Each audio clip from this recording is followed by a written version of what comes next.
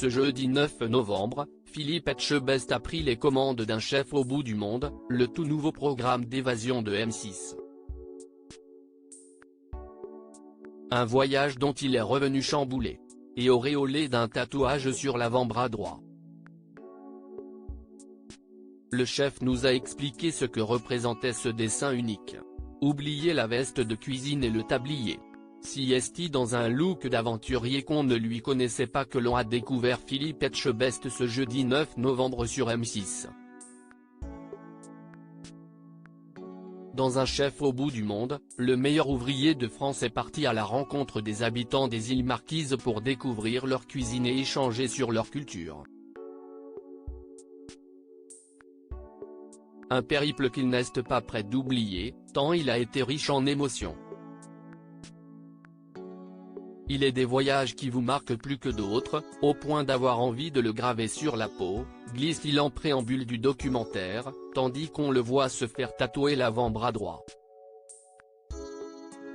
Mais au fait, de quoi s'agit-il? Un chef au bout du monde, quels sont les symboles que s'est fait tatouer Philippe Etchebest? On peut y voir une série de symboles, entrecoupés de lignes, dans la pure tradition mélanésienne. Quand le tatoueur m'a demandé ce que je voulais, je lui ai indiqué l'avant-bras, pour qu'on puisse voir le tatouage et que je puisse le cacher si j'en avais envie. Et je voulais un petit tatouage.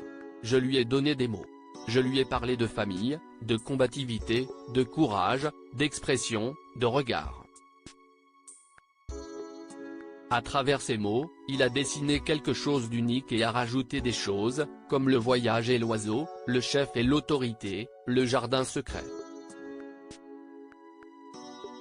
Chaque symbole a une signification précise qui me correspond. Si est-il le petit souvenir que j'ai rapporté des Marquises, nous a-t-il expliqué. Un tatouage que les plus observateurs ont pu apercevoir il y a quelques mois déjà, lors de la finale de la saison 14 de Top Chef. Pas étonnant puisque la cérémonie des couteaux, qui a désigné Hugo Riboulet grand gagnant, s'est déroulée fin avril, juste après le retour du chef en métropole.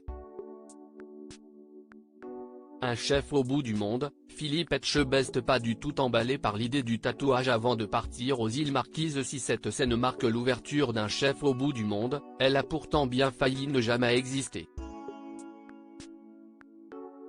Si est son épouse Dominique qui a soufflé l'idée d'un tatouage au producteur Alexandre Soulier, persuadé que cela irait bien à son célèbre mari. Il m'en avait parlé, je lui ai répondu, oui bof. Je ne sais pas, se souvient Philippe Etchebest. Mais après 15 jours de découverte, le chef étoilé a changé d'avis. Ça avait pris tout son sens.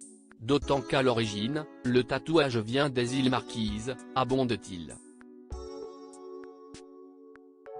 Si cette séquence a donc été le point final du séjour de Philippe Etchebest dans ce coin du Pacifique, il figure pourtant dès le début de l'émission pour une bonne raison.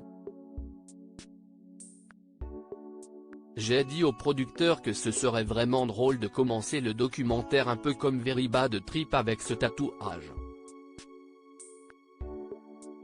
Si est très fort. Émotionnellement, pour moi, ça a été assez intense, assure Philippe Etchebest.